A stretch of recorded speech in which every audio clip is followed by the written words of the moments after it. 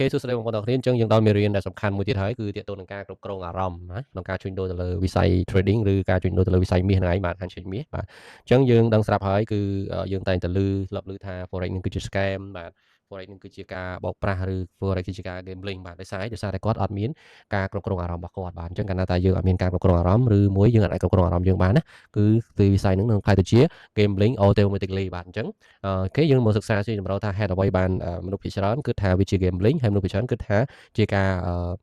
រគេហៅថាជាការប្រើបែបភ្នាល់ឬមួយប្រើអារម្មណ៍អញ្ចឹងពីរទៅឬវិស័យមួយហ្នឹងគឺជា scam បាទវិស័យគឺតាក់ទងនឹងអារម្មណ៍បាទអញ្ចឹងទីផ្សារមាសគឺជាទីផ្សារដែលមានភាពរហ័សបាទគឺយើងដឹងស្រាប់ហើយក្នុងរយៈពេលឥឡូវហ្នឹងគឺមាសមូឬឡើងចុះ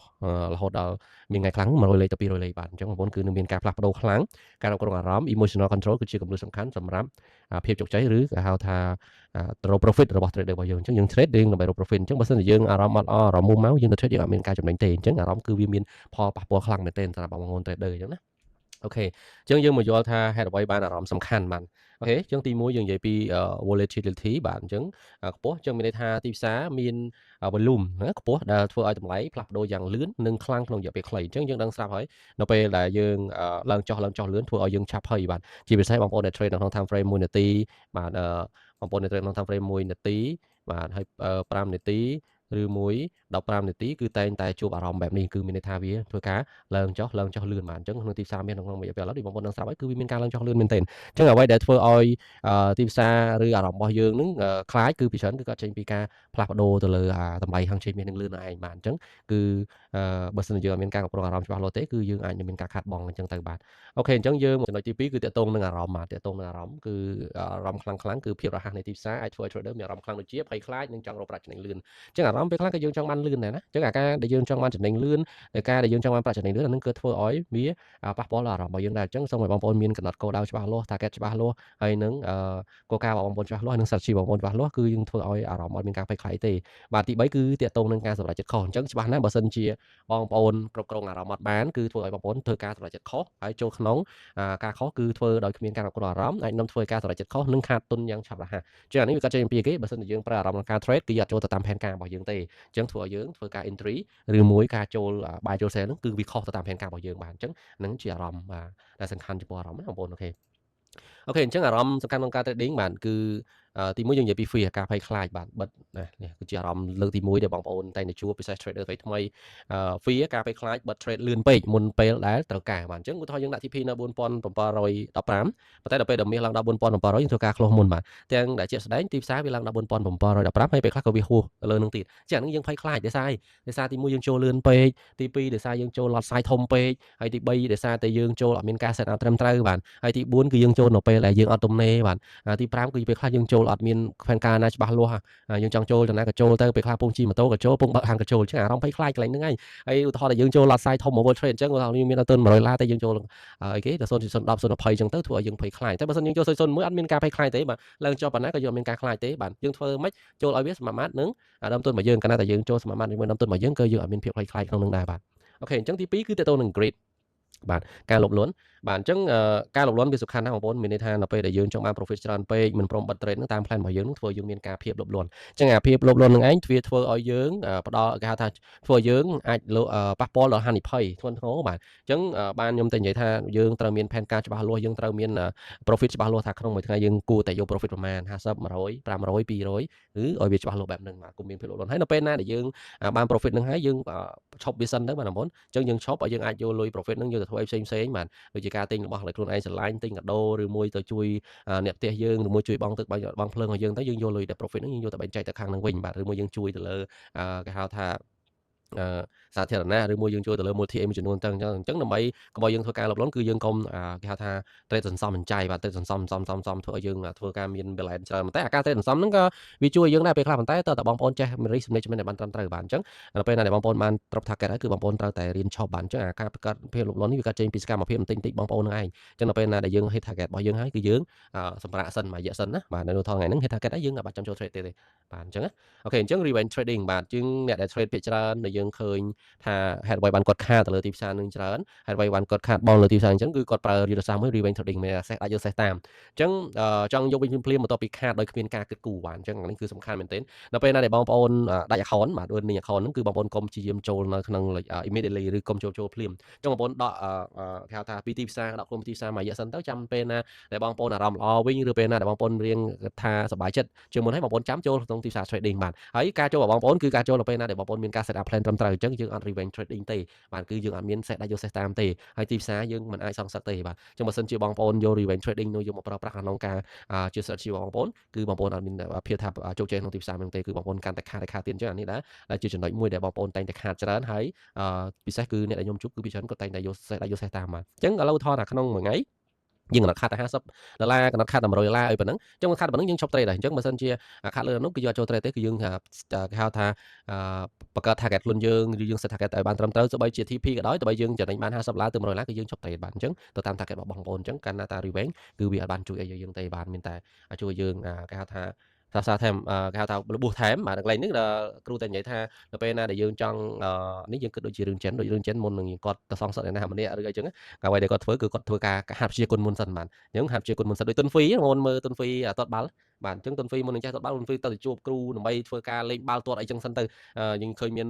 រឿងសាមកុករឿងអីចឹងយើងឃើញមានគឺមានការត្រៀមអញ្ចឹងមុននឹងយើងចូលប្រយុទ្ធបន្តទៀតអ្វីដែលយើងសំខាន់បំផុតយើងត្រូវដឹង strategy របស់ខ្លួនឯងច្បាស់លាស់យើងត្រូវដឹង plan set up របស់យើងច្បាស់លាស់បានយើងចូលអញ្ចឹងអានឹងអត់មានការ revenge ទេបើសិនយើងដាច់ភ្លាមយើងទៅចូលភ្លាមអានឹងវាខាតហើយហ្នឹងបងប្អូនកុំ trade បែប revenge trading ណាបងប្អូនមួយទៀត over confident បាទជឿលើខ្លួនឯងពេកបន្ទាប់ពីឈ្នះហើយបាទមិនគ្រប់ទៅតាម plan ហើយមានបងប្អូនខ្លះក៏ថាខ្ញុំក៏ដីគឺធ្លាប់អញ្ចឹងហ្នឹងគឺ over confident ដល់ពេលណាដែលទុតចំណេញពេកចង់ដេក trade អង្គុយ trade ជិះឡាន trade បើកម៉ូតូ trade ឬដល់តាណាក៏អង្គុយ trade បានដែរគឺថាទីផ្សារហ្នឹងអូយវារកលុយបានងាយស្រួលណាអញ្ចឹងខ្ញុំចូលមិនក៏ចំណេញដែរអាហ្នឹងក៏កុំអត់មានហ្នឹងហើយដល់ពេលណាដែលបងប្អូនមាន profit ហើយគឺកុំយក profit ហ្នឹងទៅធ្វើអីដែលវាហួស flash ចាក់ពីគេហៅថាគោលដៅធំរបស់យើងគោលដៅដែលចាំបាច់របស់យើងដូចអ្នកខ្លះគាត់ profit ច្រើនហ្នឹងគាត់យកទៅប៉ាវពួកម៉ាឬជប់លៀងឲ្យធំអញ្ចឹងរហូតដល់មួយថ្ងៃរកបាន500 100ចឹងជប់លៀងអញ្ចឹងទៅផឹកស៊ីអញ្ចឹងទៅអញ្ចឹងធ្វើឲ្យយើងវាផ្លិចទៅលើផែនការឬ trading របស់យើងអញ្ចឹងអានេះគេថា over confident ណាបាទយើងធ្វើមិនក៏បានដែរយើងពេល over confident គឺយើងលេងគេហៅថាចាប់អារម្មណ៍ឬយើងលេងយកចិត្តដាក់ទៅលើផែនការ trade របស់យើងហើយបាទអញ្ចឹងគឺការ trade ដែលល្អគឺកុំប្រើអារម្មណ៍បែប over confident បាទអូខេអញ្ចឹងបញ្ហាដែលកើតឡើងពេលដែលគ្មានការគ្រប់គ្រងអារម្មណ៍បាទទី1យើងតែឃើញគឺចូល trade ដោយគ្មាន strategy បាទអត់ដឹង buy sell buy high sell low buy low sell high ទៅហ្នឹងបាទអញ្ចឹងយើងចូលតាមអារម្មណ៍ចូលតាម time frame ទី1ចូលតាម frame ទី1នាទី5នាទី15នាទីយើងចេះចូលបាទឃើញផ្សារល្អយើងចូលតាមអារម្មណ៍ហ្នឹងគេហៅថា trade ដោយគ្មាន strategy ជួយដោបផ្អែកលើអារម្មណ៍មិនផ្អែកតាមការវិភាគអញ្ចឹងមុននឹងយើងចូលឡើងទីផ្សារនេះយើងត្រូវសួរខ្លួនឯងថាហេតុអ្វីបានយើងគួរតែ buy កន្លែងហ្នឹងហេតុអ្វីយើងគួរ sell កន្លែងហ្នឹងហើយយើងមើលទៅលើព័ត៌មានទៀតថាថ្ងៃហ្នឹងវាមានផលប៉ះពាល់អីអត់អញ្ចឹងបើសិនជាមានផលប៉ះពាល់យើងគួរតែ buy ឬយើងគួរតែ SL នៅកន្លែងណាឬគួរ sell នៅកន្លែងណាអញ្ចឹងយើងត្រូវតែ research ឲ្យ head ផលសមស្របបាទ head ផលហ្នឹងគឺជា head ផលមួយដែលជឿជាក់បានយើងមិនមែនចេះថាឃើញតម្លៃល្អអារម្មណ៍ខ្ញុំប្រាប់ថាកន្លែងហ្នឹងគឺជាតម្លៃល្អតម្លៃហ្នឹងគឺតម្លៃ100%គឺជាពិតជា profit អញ្ចឹងកន្លែងហ្នឹងគឺបងប្អូនត្រូវ take note បន្តិចថាកុំចូល trade ដោយគ្មាន strategy ឬមានផែនការច្បាស់លាស់បាទកុំទៅតាមអារម្មណ៍បាទហើយទី2គឺ over trade បាទដូចបងប្អូនខ្លះមានដើមទុន$500 $1000ក៏ចូល over trade បាទដោយគ្មាន head ផលច្បាស់លាស់បាទអញ្ចឹង over trade វាជាកបិតមុខពីរដែរបងប្អូនបើសិនជាបងប្អូនចេះ over trade ត្រូវគឺបងប្អូននឹងចំណេញកប់លើសលប់បាទប៉ុន្តែបើសិនជាបងប្អូន over trade ខុសវិញគឺបងប្អូននឹងបរាជ័យឬបងប្អូននឹងខាតបង់ធ្ងន់ធ្ងរអញ្ចឹងដំបូងដែលបងប្អូនចូលក្នុងវិស័យ trade ដំបូងគឺពិសេសបងប្អូនហ្នឹងកុំ over trade ណាបងប្អូនយើង trade មានផែនការ$100យើងគួរតែ trade ប្រហែលភាគរយឬ$100យើងគួរតែចូលប្រហែល lot size ឲ្យវាសមស្របទៅមួយដើមទុនរបស់យើងបាទយើងអត់មានការភ័យខ្លាចបាទទី3គឺមិនដាក់ stop loss ណាគឺមិនដាក់ stop loss ពេលដែលបងប្អូន trade មិនដាក់ stop loss ឲ្យបងប្អូនព្យាយាមរង្កិល stop loss ទៀតអានឹងកាន់តែហានិភ័យយ៉ាងទៀតអញ្ចឹងទោះបីជាយើងសុខចិត្តខាតបាទ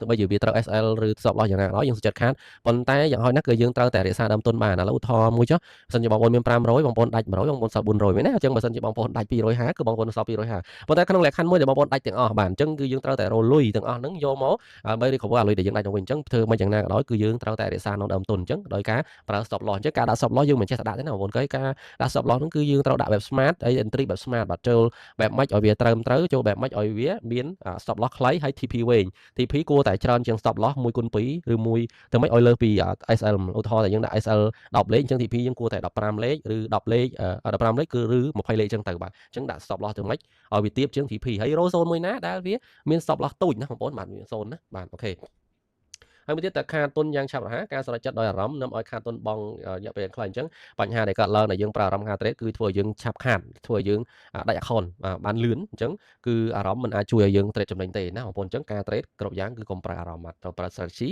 ត្រូវប្រើគេហៅថាការវិភាគហើយនឹង head ផលឲ្យច្បាស់លាស់ណាបងប្អូន វិធីគ្រប់គ្រងអារម្មណ៍បាទយើងមាន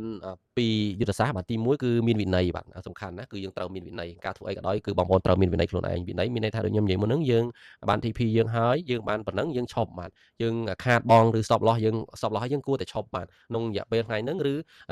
បើសិនជាយើងខាតរៀងធំតិចយើងប្រើរយៈពេលមួយរយៈពេលទៅពេលណាដែលយើងមានយុទ្ធសាស្ត្រល្អឬមួយ set ការ trading set up សាថ្មីដែលល្អហើយឱកាសល្អបានយើងចូលធ្វើការចូល trade សាថ្មីបាទអញ្ចឹងយើងត្រូវតែគោរពវិន័យហើយវិន័យរបស់យើងគួរតែដាក់ target time មួយថ្ងៃយើង trade ប៉ុន្មានដងមួយថ្ងៃយើងគួរ trade ប្រហែល position អញ្ចឹងបើសិនជាយើងថ្ងៃណាយើងកំពុងតែពេលណាដែលយើងកំពុងនៅក្រៅឬពេលណាដែលយើងកំពុងជិះឡានឬបើកម៉ូតូនៅមួយជុំគ្រួសារគឺយើងអត់ trade ទេអញ្ចឹងយើងត្រូវតែគោរពវិន័យខ្លួនឯងអញ្ចឹងក្នុងមួយថ្ងៃយើងអត់គួរ trade 24ម៉ោងទេណាបងប្អូនអញ្ចឹងទីផ្សារ forex យើងឃើញមាន5ថ្ងៃ24ម៉ោងអញ្ចឹងយើងគួរតែរកយុទ្ធសាស្ត្ររកពេលណាដែលយើងទំនេរបាទអញ្ចឹងកុំ over 24ម៉ោងពេកអញ្ចឹងកុំ trade every day every time បាទកន្លែងហ្នឹងយើងត្រូវមានវិន័យច្បាស់លាស់បាទចំណេញដឹងចំណេញខាតដឹងខាតអញ្ចឹងយើងត្រូវតែទទួលស្គាល់ខ្លួនឯងអញ្ចឹងវិន័យមួយទៀតហ្នឹងជួយឲ្យយើងគ្រប់គ្រងទៅលើអារម្មណ៍ជួយឲ្យយើងគ្រប់គ្រងទៅលើការ trading របស់យើងបង្កើននៅសមត្ថភាពឬសមិទ្ធផលធ្វើឲ្យយើង trading ខ្លាំងជាងមុនគឺយើងចេះ improvement ខ្លួនឯងឬ development ខ្លួនឯងសម្រាប់ការប្រើលើយុទ្ធសាស្ត្រអីមួយចំនួនហ្នឹងទៅបាទអញ្ចឹងហ្នឹងគឺទៅមិនក៏ដោយយើងត្រូវមានវិន័យច្បាស់លាស់ឬភាសាអង់គ្លេសថា discipline បាទក្នុងការ trading គឺយើងត្រូវមាន discipline បាទអញ្ចឹងមុននឹងចូលយើងត្រូវមាន set up plan SL នៅណា TP នៅណាអញ្ចឹងហេតុមូលហេតុអីបានយើងចូលកន្លែងហ្នឹងបាទអញ្ចឹងគេថាវិន័យបាទសម្រាប់ពេលខាតជប់គ្នាអញ្ចឹងបើសិនជាបងប្អូនខាតជប់គ្នា2ទៅ3 trade សូមឈប់នឹងសម្រាប់ការជួញដូរបន្តបាទដែលអារម្មណ៍មិនល្អនឹងធ្វើឲ្យស្ថានភាពកាន់តែល្អអាក្រក់អញ្ចឹងដូចខ្ញុំនិយាយមុនហ្នឹងតើតើនឹង set ដាក់យកសេះតាមចឹងដល់ពេលណាដែលបងប្អូនអារម្មណ៍មិនល្អអញ្ចឹងគឺយើងសម្រាប់មួយរយៈសិនបងប្អូនអាចសម្រាប់ទៅធ្វើអីផ្សេងឬមួយបងប្អូនសម្រាប់ទៅហាត់ប្រាណហើយបោះពួកខ្ញុំផ្ទាល់ដល់ពេលណាដែលខ្ញុំធ្វើការ trade ខាតច្រើនបាទជាប់គ្នាឬមួយខាត់បងច្រើនគឺខ្ញុំតែងតែធ្វើការអានសៀវភៅលើកទឹកចិត្តខ្លួនឯងរកមេរៀនដែលថ្មីហើយបន្តមកទៀតគឺយើងខ្ញុំនឹងសិក្សាពីយុទ្ធសាស្ត្រការ trading ថ្មីកុំឲ្យវាមានការខាត់បងបន្តជាប់គ្នាដល់2ទៅ3ដងថែមទៀតហ្នឹងអញ្ចឹងកាលណាតែយើងកាន់តែខ្លាំងយុទ្ធសាស្ត្រយើងកាន់តែស្រួចព្រួយយើងកាន់តែស្រួចយើងកាន់តែបាញ់បានមុតជាងមុនបាទអញ្ចឹងយើងដកឃ្លាមួយរយៈសិនទៅហើយបើសិនជាបងប្អូនអត់ដឹងថាធ្វើអីទេគឺបងប្អូនទៅដើរលេងសិនទៅបាទជិះឡានឬជិះម៉ូតូឲ្យដើរលេងសិនរំហែខួរក្បាលសិនទៅបាទយើងកុំនិយាយរឿង trade អញ្ចឹងមួយរយៈហ្នឹងយើងសុំសម្រាប់បាទបន្ទាប់ពីយើងសម្រាប់ហើយបើសិនជាយើងចង់ចូលក្នុងខ្សែវាណាថ្មីយើងត្រូវត្រៀមអីគេត្រៀមទៅលើអាវុធឬត្រៀមទៅលើគេហៅថាប្រជាគុណថាថ្មីឬយុទ្ធសាស្ត្រក្នុងការ trade ហ្នឹងឯងឲ្យច្បាស់លាស់បាទយើងចូល trade ម្ដងទៀតហើយចូល trade ដោយមានការ set up ត្រឹមត្រូវមាន strategy ត្រឹមត្រូវហើយនឹងមានគោលដៅច្បាស់លាស់ហើយនឹងមានវិន័យច្បាស់លាស់ដែរបងប្អូនបាទអូខេអញ្ចឹងសារៈសំខាន់សម្រាប់ gold trader តើតោងនឹងវិស័យមាសបាទការជួញដូរទៅលើរូបប័យបានមាសគឺមាសជាការជារូបប័យបានមួយជាគេហៅថាជា asset មួយដែលមានការផ្លាស់ប្ដូរលឿនជាងទីផ្សារផ្សេងៗដូច្នេះ trader ត្រូវមានលក្ខណៈសម្បត្តិខាងក្រោមទី1គឺចិត្តត្រជាក់បាទយើងត្រូវធ្វើចិត្តត្រជាក់ដូចថ្មបាទត្រជាក់ដូចទឹកបាទត្រជាក់ដូចទឹកអាមេរិកបាទកំពុងតែត្រាំអញ្ចឹងមិនប្រតិកម្មភ្លាមចំពោះការផ្លាស់ប្ដូរតម្លៃអញ្ចឹងឥឡូវថតតាមអូន set នៅ 4700 អញ្ចឹងអត់ចូលបាយភ្លាមទេរងចាំឲ្យវាមកប៉ះ 4700 ហើយនៅពេលណាដែលវាប៉ះ 4700 ក៏មិនទៅចូលបាយភ្លាមដែរគឺយើងរងចាំឲ្យមានការ confirm សិនអញ្ចឹងការចិត្តជាអញ្ចឹងអានេះខ្ញុំប្រៀបដូចជា gold snapper អញ្ចឹងបងប្អូនឃើញ snapper ទេអញ្ចឹង snapper នៅពេលដែលគាត់មុននឹងបាញ់ទៅលើគេហៅថាសត្រូវឬមួយអ្នកដែលគាត់ជួលឲ្យបាញ់ហ្នឹងគឺគាត់មុននឹងគាត់បាញ់ក៏ត្រូវពិនិត្យទៅមើលអាកាសធាតុកន្លែងបរិយាកាសជុំវិញខ្លួនហើយមុននឹងគាត់ធ្វើការបាញ់ហ្នឹងគឺគាត់ត្រូវត្រជាក់ណាអញ្ចឹងក្នុងមួយ one shot ហ្នឹងគឺគាត់ត្រូវតែទៅចំគោលដៅអញ្ចឹងគឺតើតោនឹងចិត្តត្រជាក់ហ្នឹងគឺជួយយើងបានច្រើនបាទទី1បើសិនជាយើងបងប្អូនចិត្តកណ្ដៅគឺបងប្អូនត្រូវតែមានការហាត់សមលើសមាធិបងប្អូនអានសៀវភៅឲ្យច្រើនស្ដាប់រឿងគេហៅ mindset បានច្រើនទៅធ្វើឲ្យបងប្អូនចិត្តត្រជាក់ហើយទី2បងប្អូនអាចទៅមើលសត្វ entry បាទបងប្អូនគឺ entry កម្រនឹងចោះញ៉ៃណាគឺមានន័យថាមុននឹងគាត់ចាប់សត្វអីផ្សេងៗហ្នឹងគាត់តែងតែមានគេហៅថាគោលដៅច្បាស់លាស់របស់គាត់អញ្ចឹងមិនថាបើសិនជាគាត់មានគោលដៅច្បាស់លាស់គាត់នឹងទៅចាប់សត្វមួយនឹងហើយគាត់នឹងហោះទៅចាប់ភ្លាមបាទអញ្ចឹងការចាប់របស់គាត់គឺ 100% ឬ 80% 90% គឺដឹងតែបានគឺអត់ឲ្យ entry នឹងមានន័យថាឲ្យសត្វនឹងរួចខ្លួនទេនឹងគឺជាសត្វ entry អញ្ចឹងយើង trade បែប eagle យើង trade បែប entry យើង trade បែបអីគេ trade បែបយុទ្ធសាស្ត្រគឺយើង trade បែបអីគេ trade បែប entry ហើយនឹង trade បែបsniper ហើយមួយទៀតមានយុទ្ធសាស្ត្រមួយទៀតគេ trade ដោយប្រសងបាទប្រសងយើងឃើញចិត្តត្រជាក់ប្រសងគឺយើងឃើញតែប្រសងមិនសូវជាមានការ control អញ្ចឹងមែនទេគឺទាំងការនិមន្តទាំងការអង្គុយរបស់លោកហ្នឹងគឺមានការស្មុគស្មាត់បានត្រឹមត្រូវបាទសំដែងនៅការគោរពឬការប្រតិបត្តិនៅលើអេយ៉ាបតអញ្ចឹងទៅបាទអញ្ចឹងគឺយើងចិត្តត្រជាក់ហ្នឹងជឿហើយមួយទៀតការចិត្តត្រជាក់ហ្នឹងវាធ្វើចិត្តយើងជាបានយើងត្រូវចេះមានការចែកម្លែកបងប្អូនអញ្ចឹងយើងត្រូវចេះធ្វើបន់យើងត្រូវចេះដាក់ទៀនហើយយើងត្រូវចេះទៅប្រឡែងសាទឬមួយប្រឡែងត្រីអីចឹងទៅបាទដើម្បីយើងចិត្តជាអញ្ចឹងអាហ្នឹងវាហ្វឹកហាត់ចេញពីយើងណាបងប្អូនម្ដងតិចម្ដងតិចទៅធ្វើឲ្យបងប្អូនចិត្តជាហើយបាទទី2គឺសម្រាប់ចិត្តបែប logic បាទ logic ឬ logic បាទអញ្ចឹងផ្អែកលើការវិភាគមិនមែនអារម្មណ៍អញ្ចឹងយើងមុននឹង buy sale ត្រឡែងណាឬកន្លែង position ណាឬ entry no zone កន្លែងណាយើងត្រូវមានហេតុផលសមស្របបាទដោយមានការលើកទៅលើ technical លើកទៅលើ fundamental ឲ្យបានត្រឹមត្រូវបាទកន្លែងហ្នឹងណាបាទទី3គឺគោរពតាម plan បាទអនុវត្តតាមផែនការដែលយើងបានកំណត់ទុកជាមុនអញ្ចឹងបើសិនជាថ្ងៃនឹងវាចូលតាមផែនការរបស់យើងអូខេយើងអត់ចូល trade បាទតែប៉ុណ្្នឹងទេបាទយើងកុំប្រឆាំងនឹងផែនការរបស់យើងអញ្ចឹងបើសិនជាផែនការយើងអត់ត្រូវ set up ទេយើងអត់ចូល trade ទេអញ្ចឹងយើងត្រឡប់វាអញ្ចឹងបងប្អូនកាលណាដែលយើងត្រឡប់វាជារឿយៗនឹងធ្វើឲ្យយើងខ្លាយទៅជាមនុស្សដែលចិត្តត្រជាក់ខ្លាយទៅយើងសម្រេចចិត្តដោយមាន logic ច្បាស់លាស់ ខ្លាយធ្វើឲ្យយើងមានការគោរពផែនការហើយនឹងធ្វើឲ្យយើងមានវិន័យក្នុងការ trading បាទអូខេអញ្ចឹងរបៀបសាង trading plan ដ៏មានប្រសិទ្ធភាពទី1គឺបងប្អូនត្រូវកំណត់ច្បាប់ចូលបាទអញ្ចឹងបងប្អូនត្រូវដឹងថា strategy បាទ strategy មួយណាដែលសមស្របជាមួយបងប្អូនហើយក្បាច់ trade មួយណាដែលបងប្អូន trade ទៅវាចំណេញហើយងាយស្រួលក្នុងការរក្សាដើមទុនរបស់យើងបាទទី2កំណត់ច្បាប់ចេញបាទពេលដែលបងប្អូនកំណត់ចូលហើយបងប្អូនត្រូវរកកន្លែងចេញផងអញ្ចឹងយើង take profit នៅប្រមាណហើយពេលខ្លះទីផ្សារវាចាប់ដើមបដូរក្នុងរយៈពេលខ្លីហ្នឹងក៏យើងអាចធ្វើការ plot ខ្លុះមុន TP របស់យើងក៏ថាបានដែរព្រោះស្អីដូចទីផ្សារនៅក្នុងតម្លៃ4700វាឡើងដល់4715វាចង់វិញដល់4700ពេលខ្លះក៏វាហួសកន្លែងហ្នឹងទៀតអញ្ចឹងអាហ្នឹងក៏យើងត្រូវតែឧស្សាហ៍មើលដែរបាទអញ្ចឹងដល់ពេលយើងទៅនេះយើងឧស្សាហ៍មើលកន្លែងហ្នឹងដែរដល់ពេលយើងចូល trade ណាអញ្ចឹងការ trade គឺបានគេកំណត់ឲ្យយើងទំនេរឲ្យយើងរវល់ទេគណៈតែរវល់ពិបាកបន្តិចហើយបាទពិសេសគឺពួកបងប្អូនឬគ្នាយើងដែលមានដើមទុនតូចតែរវល់ហើយនឹងដៃ account ជាដើមអញ្ចឹងទៅហានិភ័យក្នុងការប្រកួតបាទអញ្ចឹងយើងត្រូវដឹងពីហានិភ័យឲ្យច្បាស់លាស់ថាក្នុងការចូល set entry កន្លែងនេះវាមានហានិភ័យអីខ្លះការ set entry កន្លែងនេះវាមានខុសបច្ចេកទេសអីខ្លះអញ្ចឹងយើងត្រូវតែទទួលស្គាល់ហានិភ័យហើយទី3គឺតាក់ទងបណ្ឌិតនឹងកែសម្រួលឡើងវិញអញ្ចឹងចុងក្រោយគឺតាក់ទងនឹងបណ្ឌិតនឹងកែសម្រួលឡើងវិញអានេះគឺបងប្អូនអាចទិញជាសមុទ្រ note មួយមកបងប្អូនចឹងបងប្អូនសរសេររាល់ផែនការមិនថាបងប្អូន trade profit ឬបងប្អូន trade ចំណេញទេខាតទេបើសិនជាបងប្អូន trade បាន profit បងប្អូន trade ថាអូខេនេះខ្ញុំប្រើយុទ្ធសាស្ត្រនេះខ្ញុំចូលបែបនេះមិនខ្ញុំបាន profit អញ្ចឹងមិនពេលដែលខាតដោយសារតែខ្ញុំចូលមុនដោយសារខ្ញុំចូល lot size ធំពេកដោយសារខ្ញុំអត់ទាន់រងចាំទៅលើការ set up ខ្ញុំចូលធ្វើឲ្យខ្ញុំធ្វើការខាតអញ្ចឹងអានេះដូចជាការធ្វើ KPI ការ trading មកខ្លួនឯងអញ្ចឹងបងប្អូនអូខេអញ្ចឹងនៅនេះគេដាក់ឲ្យ trading បាទ trading គឺជាផែនការជួញដូររបស់យើងកំណត់ច្បាស់លាស់មុនពេលចាប់ដើមបាទជួយកាត់បន្ថយការសម្រេចចិត្តដោយ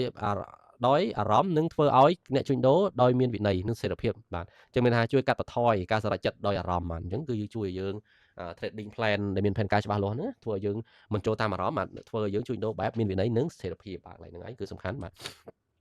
ស្ថិតិសំខាន់នៅក្នុងអារម្មណ៍ក្នុងការ trading បាទអញ្ចឹងគេរកឃើញថា 90% trader បាទដែលខាតបង់គឺភាគច្រើនក៏បរាជ័យដោយសារប្រើអារម្មណ៍មិនមែនប្រើ strategy អញ្ចឹងមានន័យថាគាត់ចូលតាមអារម្មណ៍របស់គាត់បាទកន្លែងនេះគឺដូចតំណងគាត់ចូលពងទៅទាំងដែលគាត់បាន set up ឬគាត់បាន make plan ក្នុងការ trade នៅក្នុងposition ហ្នឹងទេទី2គឺយើងត្រូវមានការ risk reward បាទ risk reward គឺបរិមាគឺកំណត់ reward យ៉ាងតិច2ដងនៃ risk ក្នុងមួយ trade បាទអញ្ចឹងគឺយើងត្រូវតែកំណត់2ដងក្នុងមួយ trade បាទហើយមួយទៀត1ទៅ2%បាទហានិភ័យក្នុងមួយ trade កុំហានិភ័យលើពី1ទៅ2%នៃដើមទុនការ trade របស់យើងបាទអញ្ចឹង